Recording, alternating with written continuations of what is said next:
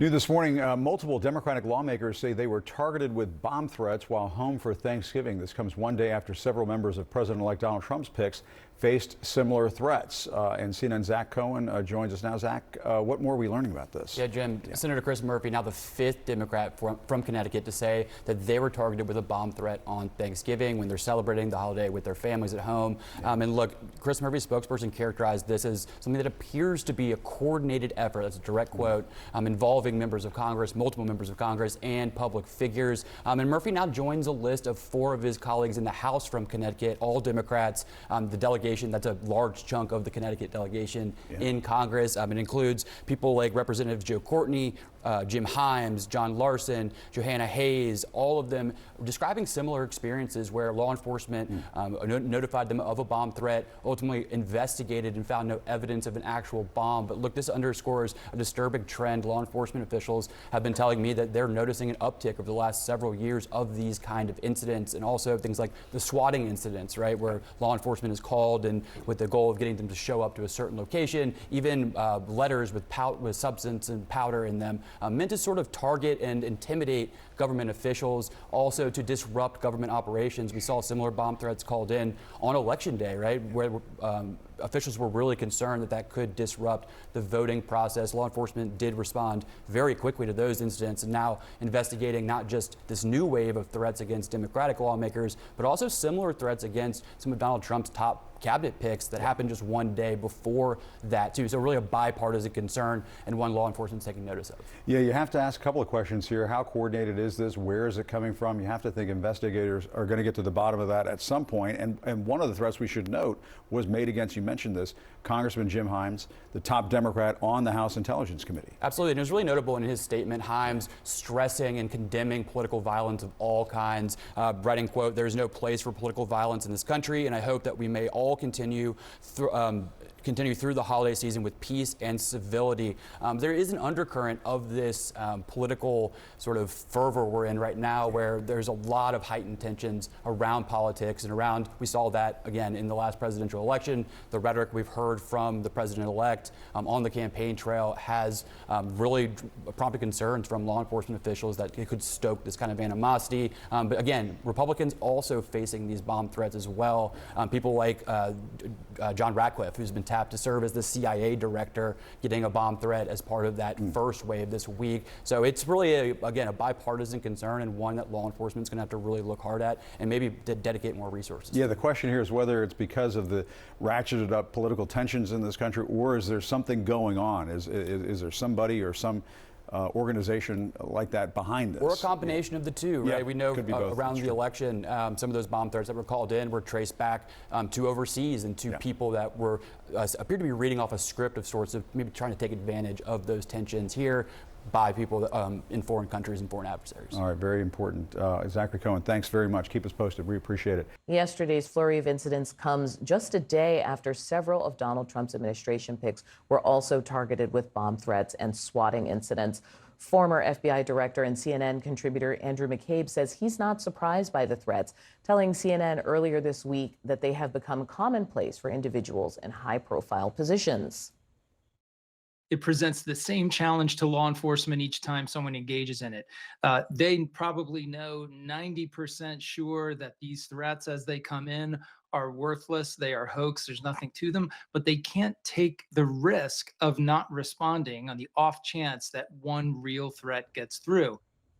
We're going to bring in my panel now. And Megan Hayes, I want to turn to you because, frankly, this is a bipartisan problem. And in fact, hospitals, celebrities, all kinds of people deal with this. It's basically an instrument of harassment. But in the political sphere, how has the White House, or sort of what's your sense of how people think about it in terms of political rhetoric? Or do they see it as part of just a broader problem? I mean, I'm sure it is a broader problem, but it's also gotten so much more attention politically now, and the rhetoric is really heated, as we saw during the campaign with 2 assassination attempts and other things that are happening.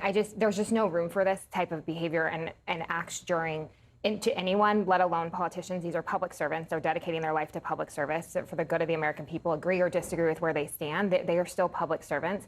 But I also think they are taking valuable resources away from communities that actually are having a problem. What if someone was in a car accident or someone was having a heart attack and needed these services that are now being dedicated for just threats and things that aren't true. And I think that communities that the community members are the ones that are really suffering from these types of incidents, pulling resources, valuable resources away from things that actually need it. Now, this is not totally related, but it is connected. And Aaron, I want to turn to you. Elon Musk obviously is tasked to be part of this Department of Government Efficiency, but in the process of his talking it up online, he has noted the names of specific workers in the federal government. I think in this case, maybe 4 women who deal in the area of climate.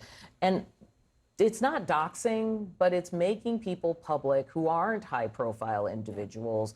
Kind of, what's your sense of this? Is this something we can expect in terms of how this pseudo-agency is going to operate? I certainly hope this isn't what we should expect. It's one thing if you name their job titles and you talk about the fact that I believe that this is duplicitous role or this is unnecessary or there's waste.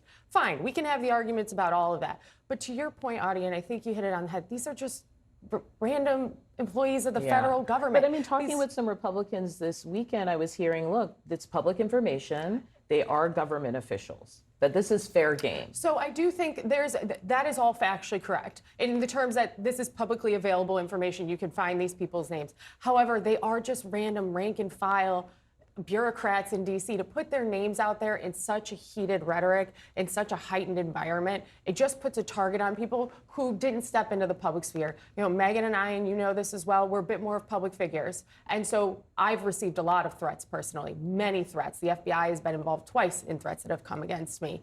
And it's scary. You wonder if a person in a crowd is somebody who knows you and hates you, somebody who wants to do that. We have to be careful with how we talk about each other and to each other, because I can tell you, not only is it scary for communities and everybody involved when there's a swatting incident or something like any of this, but it's the family members who are scared too, who are like, oh my gosh, my person is now a target, or there's at least somebody who would consider targeting them. There's just no place for it anywhere in the world, especially in the United States. And it's paramount that at the end of the day, and you know, you heard lots of reporting over Thanksgiving of people, I don't want to hang out with you because you voted for Trump or you voted for Kamala. Put the armor down. Like, we're all Americans at the end of the day. We lived through 9/11. We remember what it's like to have a very united nation. And it terrifies me. It really does, the heated rhetoric. Let me bring Errol into this, because what Aaron is saying is talking about a kind of atmosphere. And I'm wondering how you're thinking of that, given that we're going into this 50 days before inauguration, which I don't know about you, I have kind of the jitters about, given January 6th, and also this past year where there were 2 assassination attempts on the president-elect. Yeah, we really want to be very careful. I think Aaron's exactly right. We have an open society. If you want to see your member of Congress outside your supermarket on the weekend or coming to a political rally and so forth, without a big elaborate security detail around him or her, we all have to fight for and preserve the right to have an open society where we have access to our elected officials, where they're not hiding behind security details, where we do circulate the names and addresses. Frankly, when it comes to nominating petitions and other minutia of electing people, there are moments where we make public the information about where our elected leaders live. So yeah, I think that the authorities need to crack down on this swiftly and maybe quietly, and make clear to people that this is just not something we're going to tolerate.